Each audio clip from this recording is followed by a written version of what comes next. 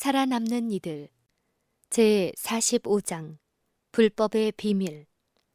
사도 바울은 데살로니가인들에게 보내는 두 번째 편지에서 법안권 수립으로 규결될 큰 배도가 있으리라고 예언하였다. 그는 그리스도의 날이 먼저 배도하는 일이 있고 저 불법의 사람 곧 멸망의 아들이 나타나기 전에는 이르지 아니하리니 저는 대적하는 자라 범사에 일컫는 하나님이나 숭배함을 받는 자 위에 뛰어나 자존하여 하나님 성전에 앉아 자기를 보여 하나님이라 하느니라 하고 또한 계속하여 불법의 비밀이 이미 활동하였다고 신자들을 경고하였다. 사도 바울은 벌써 교회 안에 오류가 들어와 법안권 설립의 길을 준비하고 있는 사실을 보았다. 불법의 비밀이 처음에는 암암리에 그 일을 자맹하였으나 나중에는 점점 공공연하게 세력을 얻어 사람들의 마음을 지배하게 되고 점점 그 기만적 신성 모독적인 행위를 증진시켰다. 이교적 습관이 눈에 띄지 않을 만큼 서서히 기독교 안으로 침입해 들어왔다. 교회가 이교도들에게 극심한 핍박을 받는 동안에는 타협과 순응의 정신이 일시 억제되었다. 그러나 박해가 그치고 기독교가 왕들의 궁전에까지 들어가자 교회는 그리스도와 그의 제자들의 겸손한 단순성을 버리고 다신교의 제사장들이나 방백들처럼 오만과 허식을 따랐으며 하나님의 율법 대신에 사람의 이론과 관습을 채택하였다. 제4세기 초엽에 콘스탄티누스 황제의 명목상의 회심은 일반에게 크게 환영을 받았고 세속이 의의 두루마기를 입고 교회에 걸어 들어온 셈이었다.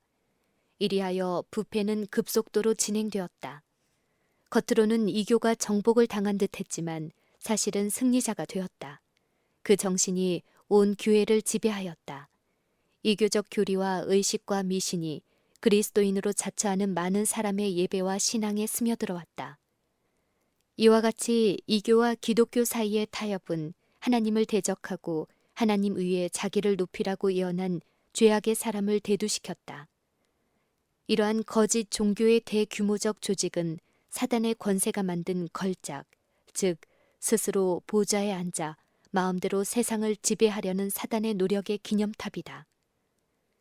교회가 세속적 이익과 명예를 얻기 위하여 세상의 권력자들의 호의와 지지를 구하고 그래서 그리스도를 거절하고 사단의 대리자인 로마의 감독에게 복종하게 되었다. 로마 교회의 주요 교리 중의 하나는 법왕이 전 세계 그리스도 교회의 눈으로 볼 수 있는 머리이며 세계 각지에 있는 감독과 목사들을 다스리는 최상권을 가지고 있다는 것이다. 그뿐만 아니라 법왕은 하나님 자신의 지위를 사칭했다. 사단은 성경이 사람들로 하여금 자기의 속임수를 간파하게 하며 그의 권력에 대항하게 할 수 있다는 것을 잘 알았다. 세상의 구주께서도 사단의 공격을 물리치실 때 말씀을 사용하셨다. 사단이 도전하여 올 적마다 기록하였으되 라는 영원한 진리를 방패 삼아 막아내셨다. 사단이 저기를 드러낼 때마다 그리스도께서는 말씀의 지혜와 능력으로 대항하셨다. 따라서 사단이 인류를 지배하고 하나님의 권위를 찬탈할 법안권을 세우기 위해서 사람들이 성경에 대하여 무지하게 해야만 되었다. 성경은 하나님을 높이고 유한한 인류의 처지를 분명히 가르쳐 줄 것이다. 그러므로 어떻게든지 그 거룩한 진리를 감추거나 압박해야만 되었다. 이와 같은 논리가 로마 교회에 채택되었다. 수백 년 동안 성경 보급이 금지되었다. 사람들은 성경을 읽거나 집에 둘 수도 없었고 다만 지조 없는 교부와 감독들이 자신의 교리를 해석하고 자기 변호를 하기 위하여 보관하는 데 불과하였다. 그래서 법왕을 지상에 있는 하나님의 대리자요, 교회와 국가 위에 군림하는 권위를 가진 자로 일반인들이 인정하기에 이르렀다. 때와 법을 변개함. 오류 탐지기인 성경이 제거되었으므로 사단은 이제 자기 마음대로 활약하게 되었다. 일찍이 선지자는 로마교가 때와 법을 변개코자 할 것이라고 선언하였다. 그 일은 지체하지 않고 추진되었다. 이 교에서 개종한 사람들을 위해 점점 우상과 유물 숭배의 풍습이 교회 안에 들어와 명목적인 그리스도 교인들이 증가되었다. 그리고 대회의에서 로마 교회의 우상 숭배가 체계를 갖춰 확립되었다. 로마 교회는 그 신성 모독적 행위의 하나로 10계명에서 우상 숭배를 금하는 둘째 계명을 삭제하고 숫자를 채우기 위하여 10째 계명을 둘로 나누었다. 이 교회에 양보하는 이러한 정신은 더욱더 하늘의 권위를 무시하는 길을 넓혔다. 사단은 교회의 경건치 못한 지도자들을 통하여 10계명 중에 넷째 계명을 짓밟고 하나님께서 복 주시고 거룩하게 하신 옛적부터 있는 안식일을 폐하고 그 대신에 이 교회에서 존경할 만한 태양의 날로 지켜오던 주기를 내세웠다. 이러한 변경도 그 당초에는 공공연하게 추진된 것은 아니다. 처음 몇 세기 동안은 모든 그리스도인이 이 참된 안식일을 준수하였다. 그들은 하나님을 존중하는 마음이 열렬하였고 율법이 변개할 수 없는 것임을 믿고 그 율법의 신성한 정신을 열심히 옹호하였다. 그러나 사단은 자기의 목적을 달성하기 위하여 그 대리자들을 교묘하게 활동하도록 하였다. 사람들의 주의를 일요일에 집중시켜 그날을 그리스도의 부활을 축하하는 날로 삼았다. 그날에 여러 가지 종교적 행사를 가졌으며 당시만 해도 이날은 단지 오락을 즐기는 날로 여겨졌다. 안식일은 여전히 따로 신성하게 준수하고 있었다. 아직도 이교도였던 콘스탄티누스 황제는 칙령을 발표하여 일요일을 전 로마 제국의 경축일로 삼았다. 그리고 그가 개종한 후에는 충성스러운 일요일 옹호자가 되어 자기의 새 신앙의 이익을 위해 그 이교의 칙령을 강제로 시행하였다. 그러나 아직도 그의 권위는 그리스도인에게 안식일을 주의 거룩한 날로 지키지 못하도록 온전히 막을 수는 없었다. 그래서 사단은 다른 방도를 택했는데, 즉 거짓 안식일을 참 안식일과 동일하게 높이는 것이었다. 콘스탄티누스의 칙령이 내린 지 몇 년 후에 로마의 감독은 일요일을 주의 날이라는 칭호를 붙여 불렀다. 이리하여 사람들은 점점 일요일을 어느 정도 거룩한 날로 여기게 되었다. 그러면서도 한편으로는 여전히 참된 안식일은 그대로 준수하고 있었다. 거짓의 우두머리는 아직 그의 사업을 완성하지 못했다. 기독교회를 자기의 깃발 아래로 모으고 자기의 대리자, 즉 그리스도의 대리자라고 주장하는 오만한 대감독을 통하여 그 권세를 휘두르기로 결심하였다. 그는 반쯤만 회심한 이교도와 야심에 가득 찬 주교들과 또 세속적인 욕망을 가진 목사들을 통하여 그 목적을 성취했다. 그 이후 계속해서 대회의가 소집되고 그때마다 각지로부터 교회의 감독들이 소집되었다. 회의가 거듭될수록 점점 하나님이 제정해 주신 안식일은 낮추어지는 반면 일요일은 존귀하게 되어갔다. 마침내 이 교회 축제일이 바로 거룩한 제도로 존중되고 성경상 안식일은 유대교의 유물로 선언되어 이를 준수하는 자는 저주받을 자로 취급되고 말았다. 이리하여 그 큰 배도자는 마침내 범사에 일컫는 하나님이나 숭배함을 받는 자 위에 뛰어나 자신을 높이는 데 성공했다.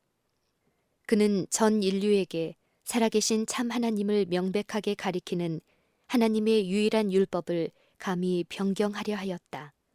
넷째 계명은 하나님이 천지의 창조주이심을 나타내고 또한 다른 거짓 신들과의 구별을 분명하게 한다. 제7일을 사람이 쉬는 날로 구별된 것은 창조 사업을 기념하기 위함이었다. 안식일은 살아계신 하나님을 존재의 근원이시오 존경과 예배의 대상으로서 사람들의 마음에 항상 기억하게 하기 위해 고안된 것이다. 사단은 사람들이 하나님께 대한 충성을 버리게 하고 그 율법을 준수하지 못하도록 애를 쓰면서 특별히 하나님이 창조주이심을 드러내는 그 계명을 없애고자 온갖 노력을 다했다. 오늘날 개신교 측에서는 일요일에 그리스도께서 부활하셨으므로 그날이 그리스도인의 안식일이라고 주장한다. 그러나 아무런 성경적 뒷받침이 없다. 그리스도나 그의 제자들은 이날을 결코 그처럼 존중시하지 않았다. 그리스도 교회 제도로 일요일을 준수하는 일의 기원은 사도 바울 시대에 이미 활동을 시작한 불법의 비밀이었다. 그러면 어디서 또는 언제 주께서 법안권이 낳은 이 자식을 양자로 삼으셨는가? 성경에 아무 근거가 없는 이러한 변경에 무슨 적당한 이유를 붙일 수 있겠는가? 제6세기에 이르자 법안권의 세력은 더욱 견고하여 갔다. 그 권위의 보좌를 제국의 수도에 정하고 로마의 감독은 전 세계 교회의 머리가 된다고 선포하였다. 이교는 이제 그 지위를 법안교에게 물려주었다. 용이 짐승에게 자기의 능력과 보좌와 큰 권세를 주었다. 이리하여 다니엘서와 요한계시록에 예언된 1260년간의 법안권 핍박이 계시된 것이다. 이에 그리스도인들은 그 지조를 굽히고 법안권의 의식과 예배를 받아들이든지 아니면 지하의 감옥에 갇히거나 고문대와 화형주 또는 목 베는 자의 도끼에 생명을 잃든지 그중 어느 것을 선택할 수밖에 없게 되었다. 이렇게 하여 부모와 형제와 친척과 벗이 너희를 넘겨주어 너희 중에 몇을 죽이게 하겠고 또 너희가 내 이름을 인하여 모든 사람에게 미움을 받을 것이라고 하신 예수님의 예언이 성취되었다. 충성된 사람들에 대한 핍박은 더욱 격렬하여져서 온 세상은 전쟁터가 되고 말았다. 수백 년 동안 그리스도 교회는 궁벽한 상간이나 인적이 드문 곳에서 그들의 피난처를 찾았다. 이에 대하여 선지자는 그 여자가 광야로 도망하매 거기서 1260일 동안 저를 양육하기 위하여 하나님의 예비하신 곳이 있더라고 예언하였다. 암흑시대. 로마 교회의 권자로의 등극은 암흑시대가 시작된다는 표시였다. 그 세력이 증가함에 따라 암흑도 더욱 짙어졌다. 신앙이 그 참된 기초가 되는 그리스도로부터 로마 법왕에게로 옮겨졌다. 사람들은 죄의 용서와 영원한 구원을 위해 하나님의 아들을 바라보는 대신에 법왕이나 그 대리자들인 교부나 감독에게서 구하게 되었다. 법왕을 저들의 중보자라고 믿고 그를 통해서만 하나님께 가까이 나아갈 수 있으며 그는 하나님의 대리자이기 때문에 그에게 절대 복종하지 않으면 안 된다고 가르쳤다. 그리하여 그의 명령을 순종하지 않는 자는 당연히 육체나 영혼의 엄한 벌을 받아야 한다는 것이었다. 그리하여 사람들의 마음은 하나님을 떠나 실수투성이요 잔악한 사람들, 더구나 그들을 통하여 제 마음대로 권력을 행사하는 암흑의 왕에게로 마음이 향하게 되었다. 죄악이 신성이라는 가명을 쓰고 있었다. 성경이 금지를 당하거나 인간이 자기를 지극히 높일 때에는 항상 이러한 괴율과 기만과 불법에 대하여 경계하지 않으면 안 된다. 사람의 법과 전통이 높임을 받고 하나님의 율법을 무시한 결과로 부패에 빠지게 되었다. 위기의 때. 이때야말로 그리스도 교회에 있어서 위기의 시대였다. 신실한 기수가 매우 드물었다. 진리를 증거하는 사람이 전혀 없지는 않았으나 그 당시에는 오류와 미신이 세력을 장악하고 있어서 참된 종교는 이 세상에서 사라진 것처럼 보였다. 복음은 자취를 감추었고 종교의 외양만 득세하여 사람들은 엄격한 종교의 규칙에 매여 숱한 괴로움을 받고 있었다. 그 사람들은 법왕을 단지 중보자로 바라볼 뿐 아니라 죄를 속하기 위해서는 자신의 행함을 의지해야 한다는 가르침을 받았다. 긴 순례 여행과 고행, 그리고 유물 숭배와 교회당, 제단, 수도원의 건립과 거금 헌납 등 이러한 일만이 하나님의 진노를 그치게 하고 그의 은혜를 입게 하는 것이라고 가르쳤다. 마치 하나님께서 사람처럼 사소한 일에 진노하시고 또는 예물이나 고행으로써 그 진노를 푸신단 말인가. 세월이 지날수록 더욱더 그릇된 교리가 로마로부터 나왔다. 법안권이 수립되기 전부터 이교 철학자들은 주목을 끌었으며 교회 내에서 영향력을 행사하였다. 개심하였다고 스스로 말하는 많은 사람들 가운데 저희의 이교적 철학에 집착되어 그 연고를 계속할 뿐만 아니라 이교도를 감화시키는 데 필요하다 하여 다른 사람들에게까지 그것을 권장하고 있었다. 이리하여 묵과할 수 없는 오류가 그리스도 교회 안에 침투하였다. 이러한 오류 가운데서도 특별히 두드러진 것은 사람이 본시 불사불멸하는 존재요. 따라서 죽은 자의 영혼이 의식을 가졌다는 교리이다. 이 교리는 로마가 설립한 성자에 대한 기도와 마리아 숭배의 기초를 닦았다. 또 일찍부터 법안권의 신조에 통합된 바 불신자가 최후의 영원한 지옥의 고통을 당할 것이라는 이단설도 또한 여기서 나온 것이다. 그리고 로마교가 이른바 연옥이라는 명명한 이교적 허구가 소개되어 어리석고 미신적인 군중을 위협하였다. 이 이설에 의하면 영원한 형벌을 받지 않아도 될 영혼은 범한 죄에 해당하는 만큼의 형벌을 받을 곳인 바로 연옥에서 불완전한 상태가 정결하여지고 나면 천국에 들어가게 된다는 것이다. 로마교는 또 신도들의 공포심과 악습을 이용하여 돈을 벌고자 또 하나의 거짓을 만들어냈다. 이것이 곧 면죄부이다. 법왕군에 참가하여 그의 국토를 확장하고 대적을 징벌하며 법왕의 정신적 최상권을 부인하는 자를 멸절하는 자에게는 과거와 현재와 미래의 모든 죄가 사유함을 받고 그가 받을 고통과 형벌에서 해방된다는 약속이다. 그리고 또한 헌금을 교회에 내면 죄로부터 자유함을 얻되 자신뿐만 아니라 현재 죽어서 연옥불에서 고통하고 있는 친구의 영혼까지도 구원할 수가 있다고 가르쳤다. 이러한 방법으로 로마 교회는 금고를 채우고 향락과 사치를 다하며 머리 둘 곳이 없었던 그리스도의 거짓 대리자들의 추악한 행위를 계속했다. 성경 가운데 제정된 성만찬 예식도 미사라는 우상 종교의 희생 제도로 바꾸어 놓았다. 로마 교회의 신부들은 근거 없는 허례로서 떡과 포도주가 실제로 그리스도의 살과 피로 변한다고 말하고 하나님을 모독하는 참남된 말로써 저희가 만물의 창조주이신 하나님을 창조할 권능이 있다고 공언하였다. 모든 그리스도인들은 죽음의 위협하에 이 가공할 신성 모독적 이단을 믿는다고 고백하라는 요구를 받았다. 이 요구를 거절하는 자들은 화형을 당하였다. 법안권의 대낮은 세계의 도덕적 밤중이었다. 성경은 일반 민중들뿐 아니라 신부들조차도 알지 못했다. 옛날 바리새인들처럼 로마 교회의 지도자들도 자기 죄를 드러내주는 빛을 싫어하였다. 의의 표준인 하나님의 율법을 저버리고 권력을 무제한으로 남용하며 악행을 거리낌 없이 자행하였다. 온갖 기망과 탐욕과 방탕이 성행하였다. 사람들은 부귀나 혹은 지위를 얻기 위하여 어떠한 범죄라도 감행하였다.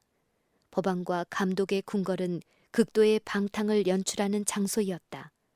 어떤 법왕들은 너무도 비인도적인 행위를 자행했기 때문에 이들 교회의 고관들을 괴물로 여긴 세상의 통치자들은 그대로 묵인할 수 없다 하여 그들을 면직시키려 한 일도 있었다.